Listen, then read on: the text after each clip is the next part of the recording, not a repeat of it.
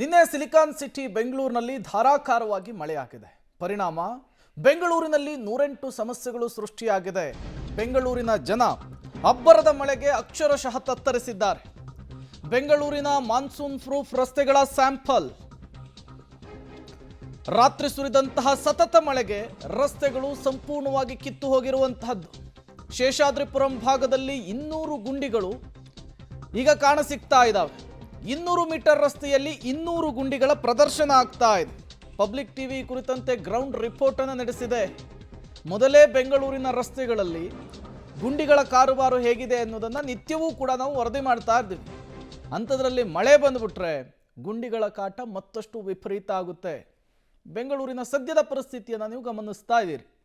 ಒಂದೇ ಒಂದು ಮಳೆಗೆ ಮತ್ತಷ್ಟು ಗುಂಡಿಗಳ ಸಾಮ್ರಾಜ್ಯ ಬೆಂಗಳೂರಿನಲ್ಲಿ ಜಾಸ್ತಿ ಆಗ್ತಾ ಇದೆ.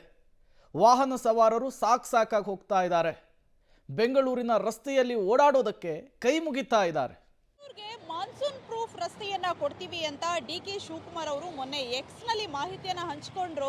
ಆದ್ರೆ ಬೆಂಗಳೂರಿನಲ್ಲಿ ಗುಂಡಿ ಮುಚ್ಚಿರೋದು ಯಾವ ರೀತಿ ಇದೆ ಅಂದ್ರೆ, ಬೆಂಗಳೂರಿನಲ್ಲಿ ನಿನ್ನೆ ಸುರಿದಂತಹ ಒಂದೇ ಒಂದು ಮಳೆಗೆ ಎಲ್ಲವೂ ಕೂಡ ಕಳಪೆ ರಸ್ತೆಗಳ ಹಣೆ ಬರಹ ಬಟ ಬಯಲಾಗಿದೆ. ನಾವೀಗ ಶೇಷಾದ್ರಿಪುರಂ ರಸ್ತೆಯಲ್ಲಿದ್ದೀವಿ. ಇಲ್ಲಿರುವಂತಹ ರಸ್ತೆಯಲ್ಲಿ ಬಹುತೇಕ ಈ ಪ್ಯಾಚ್ ವರ್ಕ್ ಅನ್ನ ಮಾಡಿದ್ದಾರೆ. ಯಾವ ರೀತಿ ಪ್ಯಾಚ್ ವರ್ಕ್ ಅಂದ್ರೆ, ನಿನ್ನೆ ಸುರಿದಿರುವಂತಹ ಮಳೆಗೆ ಇನ್ನೂ ಅಧ್ವಾನ ಆಗಿದೆ.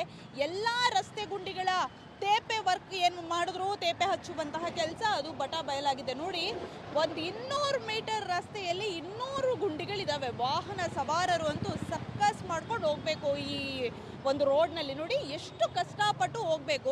ಕಂಪ್ಲೀಟ್ ಆಗಿ ರಸ್ತೆ ಹದಗೆಟ್ಟು ಹೋಗಿದೆ. ಒಂದು ಕಡೆಯಿಂದ ಫುಟ್ಪಾತ್ ಅನ್ನ ಸ್ಲ್ಯಾಬ್ ಅನ್ನ ತೆಗೆದಿದ್ದಾರೆ. ಆ ಸ್ಲ್ಯಾಬ್ ಅದು ತಿಂಗಳಾನುಗಟ್ಟೆಯಿಂದ ಹಂಗೆ ಇದೆ. ಅದನ್ನು ಇನ್ನೂ ಕೂಡ ರಿಪೇರಿ ಮಾಡುವಂತಹ ಗೋಜಿಗೆ ಹೋಗಿಲ್ಲ. ಇದರ ಮಧ್ಯೆ ಆಳವಾಗಿರುವಂತಹ ಗುಂಡಿಗಳು, ಅದಕ್ಕೆ ತೇಪೆ ಹಚ್ಚುವಂತಹ ಕೆಲಸವನ್ನ ಮಾಡಿದ್ದಾರೆ. ಬಟ್ ನಿನ್ನೆ ಧಾರಾಕಾರ ಮಳೆ ಬಂತು.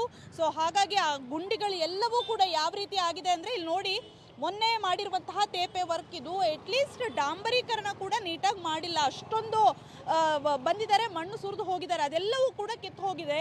ಒಂದೇ ಒಂದು ಮಳೆಗೆ ಅಧ್ವಾನ ಆಗೋಗಿದೆ. ನೋಡಿ, ಇನ್ನೊಂದು ಕಡೆಯಲ್ಲಿ ತೋರಿಸ್ತೀನಿ ಯಾವ ರೀತಿ ಅಂದರೆ, ನೋಡಿ, ಈ ರೀತಿ ಎಲ್ಲ ತೇಪೆ ವರ್ಕ್ಗಳು ಹೇಗೆ ಬಟ ಬಯಲಾಗಿದೆ ಅನ್ನುವಂಥದ್ದು ಗೊತ್ತಾಗಿದೆ. ನೋಡಿ, ಇಷ್ಟು ಆಳವಾಗಿರುವಂತಹ ಗುಂಡಿಗಳು, ಅದು ಕೂಡ ನಗರದ ಮಧ್ಯಭಾಗದಲ್ಲಿ ಮೇನ್ ರೋಡ್ನಲ್ಲೇ ಇಷ್ಟೊಂದು ಅಧ್ವಾನ ಆದರೆ, ಕೇವಲ ಹೇಳದ್ನಲ್ಲ 200 ಮೀಟರ್ ರೋಡ್ನಲ್ಲಿ 200 ರಸ್ತೆ ಗುಂಡಿಗಳಿದ್ದಾವೆ. ಆ ರೇಂಜಲ್ಲಿ ನೋಡಿ, ಈ ರೋಡಲ್ಲಿ ಹೇಗೆ ಓಡಾಡೋದಕ್ಕೆ ಸಾಧ್ಯ?